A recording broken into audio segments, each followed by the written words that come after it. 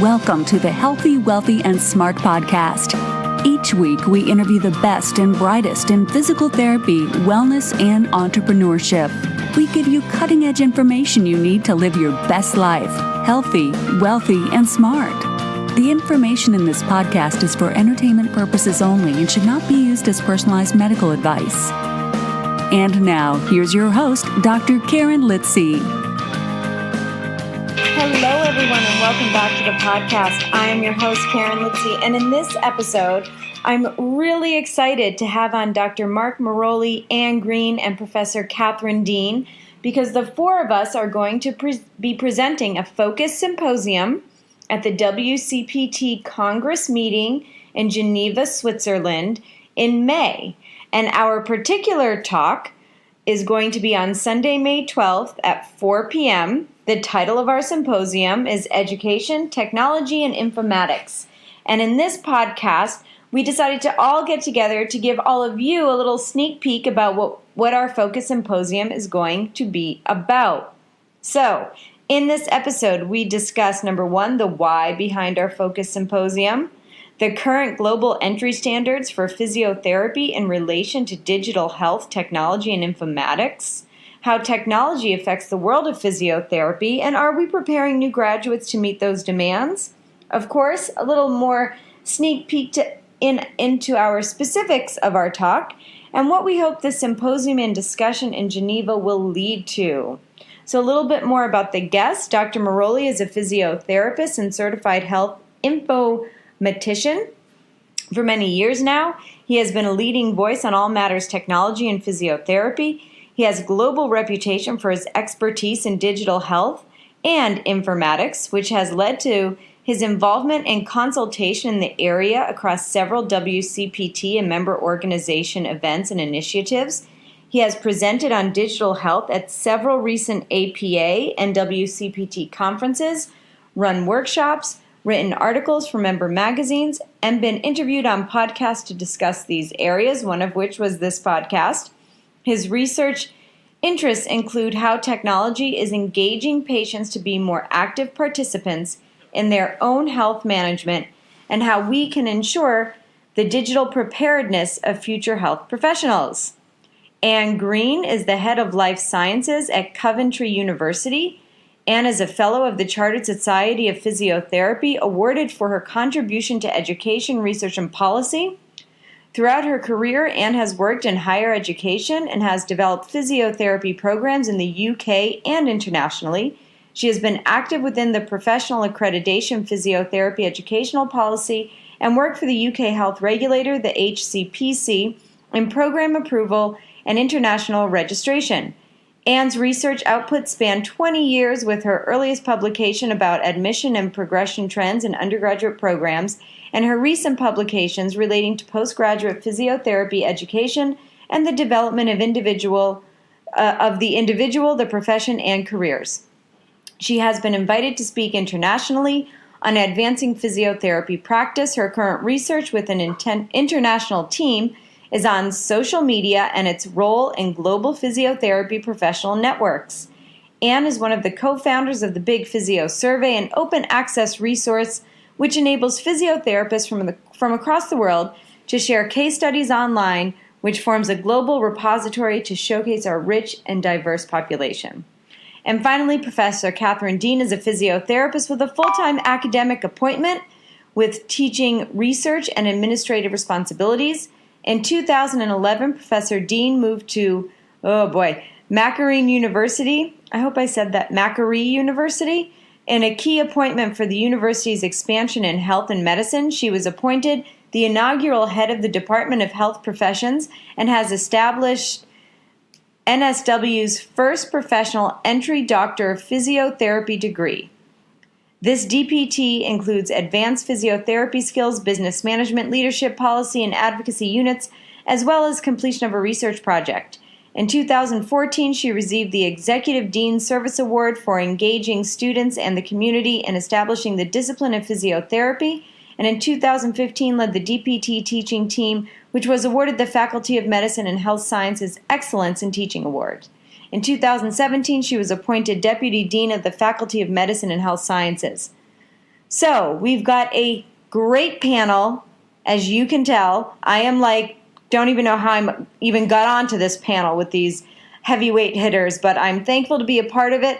So if you are going to Geneva, Switzerland, check us out Sunday, May 12th at 4 p.m. Hope to see you there. Hello, everyone, and welcome to the podcast. I want to welcome Mark back onto the podcast, and Anne and Catherine, welcome for the first time. I'm so happy to have you all on this episode. And for all the listeners, what we're going to be talking about is our Focus Symposium that's going to be taking place in Geneva, which is in Geneva, May 10th through the 13th for the WCPT meeting. And our symposium is Education, Technology, and Informatics. And it is Sunday, May 12th at 4. So if you are going to be in Geneva, you're going to want to come to this Focus Symposium. Now, this all sort of started with Mark. So I'm going to throw it to you first so you can tell the listeners why you wanted to even put this Focus Symposium together. Thanks for doing this again for us, Karen. I'm actually really excited that I've actually got you on as part of this wider team to be part of this Focus Symposium in Geneva. And it's great to be on your podcast again. But you're right. I guess when we last spoke on the podcast, we talked, I think, more broadly about just the impact that technology, the wider discipline of informatics is having on the physio profession, future trends, disruptors, etc.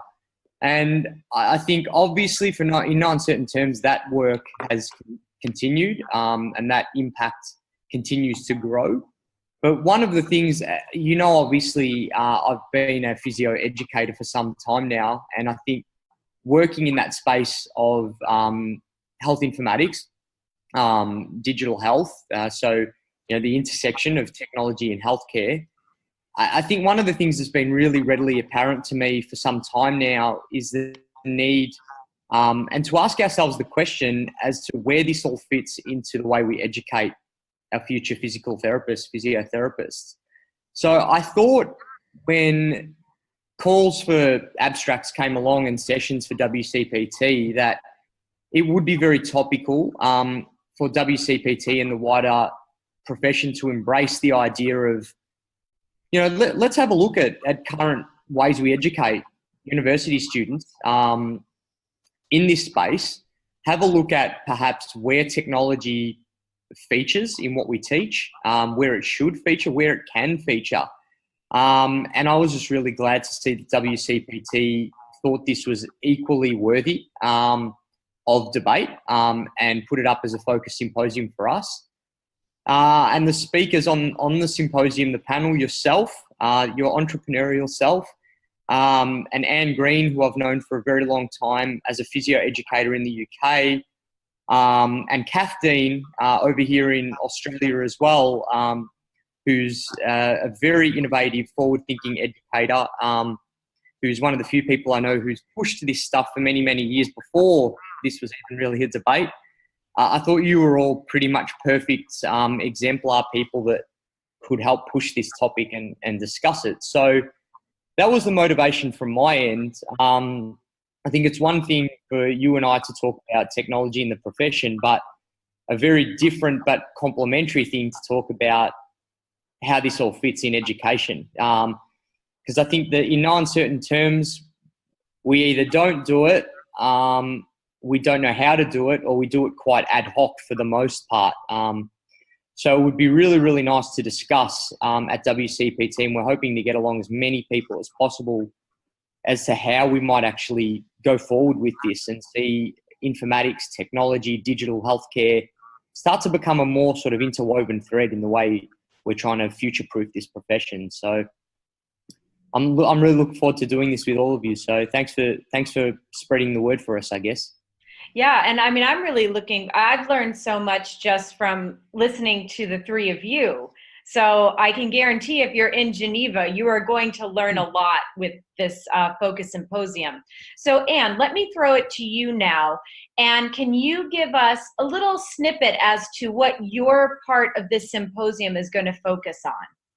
Okay, well, hello, Karen. I'm really pleased to be part of this podcast and join this panel. As Mark said, I've been an educator for a long time. I've been involved with the professional body in setting curriculum guidelines. I've been involved with statutory bodies. And I suppose that's the obvious point when you're forming curricula. So it was really interesting to have a look what the UK is doing and then have conversations with Cathy and Mark about Australia and yourself about the US. And what we all found was that there are very few guidelines. And so I'm really interested to discuss with everybody in the audience, is that a good thing? Is that liberating, or should there be more guidelines? I've previously been involved with Mark in doing some research around social media. And it's interesting that a number of guidelines appeared from all corners once physios became very active on social media. So it would be interesting to know what we can learn from that and whether as professions, accrediting bodies, individuals, we should be guiding or letting people freely develop and see what happens. And do you feel like, looking at those guidelines for social media, which, like you said, I think we can all agree that probably most physical therapy governing bodies of countries around the world have some sort of guidance on social media that came way after people were using social media. So it's one of those kind of, are we asking for permission or asking for forgiveness? And I think that's where guidelines around informatics can be kind of interesting, because you want to know, are we asking for permission, or are we doing things like Wild West it? That's definitely a US thing. Is it going to be like the Wild West out there as more informatics and more technology get involved in the profession, where then people have to ask for forgiveness for certain breaches of, let's say, privacy or things like that? Yeah, I suppose, I think what we did learn from social media and the guidelines, that it essentially came round to good professional behaviour, and maybe in terms of going forward with how people are using technology in healthcare, it'll perhaps be framed around, the sort of common standards that we have for professional behaviour and respecting patients' privacy and using evidence. Yeah, absolutely. And now, Kath, can you talk a little bit more about what you're going to be sharing in Geneva with this symposium? Oh, yeah, thanks, Karen. Hi, I'm Kath, and I'm an educator for a long time. In 2011, I changed university, and I had the opportunity to develop a physiotherapy program from scratch, from a green field, which is, I've never worked so hard in my life, but it's very exciting. When I came to the new university, I really wanted to ensure that our graduates, it was future-proofed and future-focused. So I knew I had to embrace technology and health informatics. I wasn't quite sure how to do it. I was very fortunate to meet Mark at a conference, who helped me out. And I really want to share at the conference a little bit about what I did, what worked and what didn't. The lessons I've learned. You learn a lot from the errors you make, and hopefully I can stop some other people making some of my errors. But I'm really interested in what other people have done, because there's still lots to solve in how do we actually adequately prepare the future professionals for practice in a ever-increasing digital world. So be there Sunday, May 12th at 4 p.m, Geneva. See you. And what do you feel like, from your perspective and with the students that you've worked with in the past and are currently working with, what do you feel is the biggest, I guess, barrier to having these students be, whether it be, because they seem to be proficient in technology, right? But what is it that is maybe the biggest barrier about using this within the practice of physical therapy? I think it probably intersects a little bit with what Anne said. I think while they're often proficient in using the technology, they perhaps don't understand the ramifications around privacy issues. And then I think some of the other issues is it's around professional behaviour again. Your digital profile is reflects the profession as well. So you need to think about adequate or standards of professional behaviour. But I also think while they can be really good at technology and make flashy things, sometimes the content still misses the critical analytical skills that are needed. So in some ways it's just another format for communicating, and it has its own challenges about that, but what you do communicate has to be accurate and evidence-based. Yeah, for sure. And Mark, your goal in putting this panel together is to really spark conversation and to get people interested in informatics.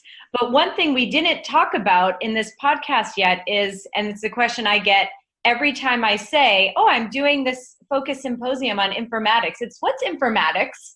Yeah, we have to refer people back to the other podcast episode, aren't we? But look, in no uncertain terms, when we talk about informatics, we're really talking about information science, and essentially where technology plays a role in how we improve use of information in healthcare. So, we're covering everything from the way we collect health information, store it, analyze it, and then essentially put it into practice. It's about making healthcare safer, more efficient, more evidence-based, improving essentially the quality of health information using technology, if I can put it in a nutshell. Perfect. But if Karen, if I could probably just echo Kath's sentiments, really, it's, I agree 110% with what she said, but part of the other reason for having this topic and this symposium, I think, yes, we're all passionate advocates, but this is also an exercise in supporting our colleagues and the wider physio profession as well. And much like implementing technology into practice, whether that be a small practice or a hospital, technology requires a big change management exercise. And one of the, we were just talking about the barriers here. One of the barriers is also the confidence and the skill set and the background that our actual educators and workforce clinical supervisors have to support this too. So one of the things I'm very passionate about, and part of the reason for getting the word out there here, is that, we actually need to consider the existing workforce, the audience of this symposium, our colleagues, the other educators who are expected to teach these students these things, but may not also feel 100% confident themselves. So I think that's probably one of the other barriers and considerations that I'd like to throw into the debate as well. How we can support the existing workforce. And I think that's important. And I think part of what, I guess I should say what I'm going to talk about during this symposium as well. But I think what I'm going to be speaking of, I'm coming at this from a practice owner, from a practicing clinician. So I'm sure people are wondering what I'm doing on this panel of academics, because I'm not an academic. I'm not teaching in university, but I am coming at it from the point of view of the practice owner, the practicing physical therapist, and the point of view of someone who may be hiring these students as they come out of school and supervising these students. And so I think from a practice standpoint, I'm really looking for graduates who at least bare minimum have an idea of what informatics are, kind of what Mark, you just said. But I'm also looking at how can we use technology to make my practice run a little bit more smoothly, and that can be an electronic medical proficiency in electronic medical records, understanding how electronic medical records work and why they're there, and again, the safety and privacy around that. And also using technology with my patients, whether that be an app or a wearable. It's like, yeah, anybody can use an app or a wearable, but to Mark's, I think, other passion, big data sets and things like that, yeah, anybody can do that. But then what do you do with the data that you're collecting? It's got to go somewhere. You have to understand how to use that in order to help improve your patient's journey with you and also your practice as a whole. So that's kind of where I'm coming from, a little bit more of the how can this all be applied in the real world with real patients and real businesses, whether that business be a large hospital, which is going to be way different than what I do, And in some respects, large hospital systems maybe have better data collection. I don't know. I'm just throwing that out there because they have more resources at their fingertips.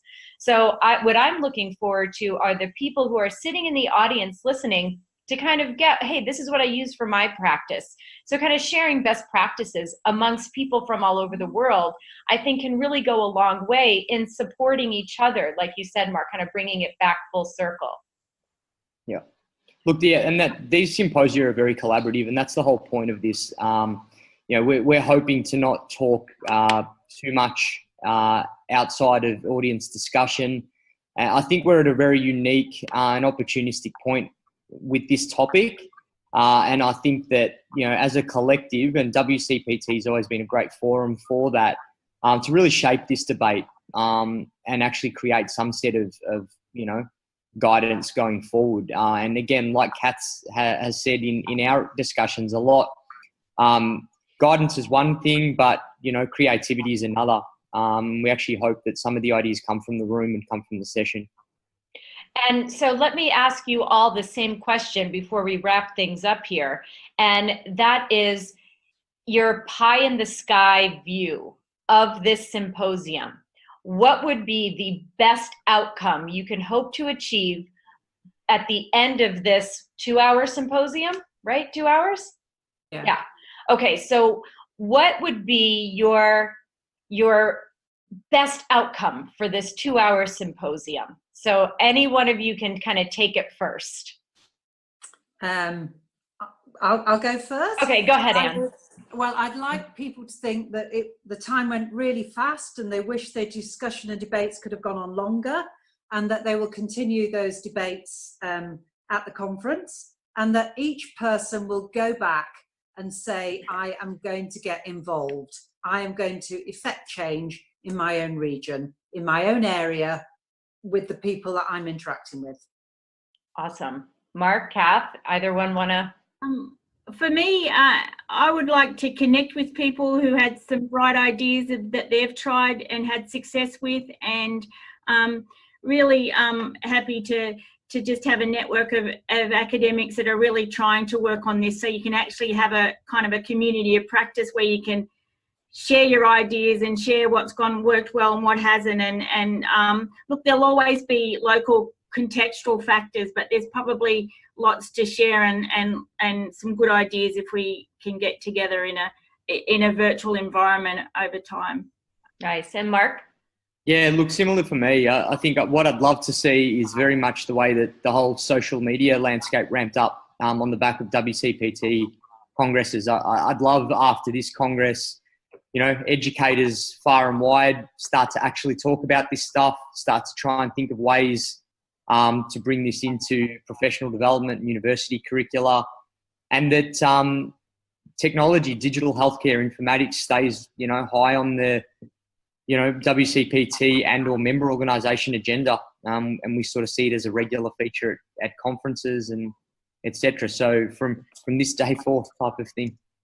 Yeah, and I think they're all great views. I would say I would hope to kind of meet other clinicians and practice owners who maybe can, again, collaborate and be the driver for a lot of the technology that we're seeing in everyday use that can then be brought back to maybe local universities, and to say to them, hey, listen, this is what we're seeing in practice. This is what needs to be taught to your students. And then see if we can have that collaboration between the academics and the clinicians, which I think is sorely lacking in our profession as a whole. That's just my opinion. But I definitely feel like having great collaborations between the academics and the full-time clinicians can just drive the practice forward in a way that will make us more innovative and creative and quite frankly, a happier profession. So that would be my sort of pie in the sky view, is to really get a lot of cross-pollination between all of us. Absolutely. So, all right, one more time, I'm going to thank Mark and thank Anne and thank Kath for coming onto the podcast today and for being great partners in what will definitely be a really fun and interactive symposium. Again, it's called Education, Technology, and Informatics, and it's Sunday, May 12th at 4 p.m., and that is at the WCPT conference in Geneva, Switzerland. So if you're there, come by and sit down, share your thoughts. Make sure you're coming. We want you to come armed with your thoughts on informatics, what you're doing, what worked, what didn't, so that we can have a really robust conversation within the room. So guys, thank you so much for coming on, and I look forward to seeing all of you in real life in Geneva. Thanks, Karen. Yeah, soon enough, just a few weeks. Yes. Bye. Bye. Okay. Thanks, and everyone, thanks so much for listening. Have a great couple of days and stay healthy, wealthy, and smart. Thank you for listening, and please subscribe to the podcast at podcast.healthywealthysmart.com. And don't forget to follow us on social media.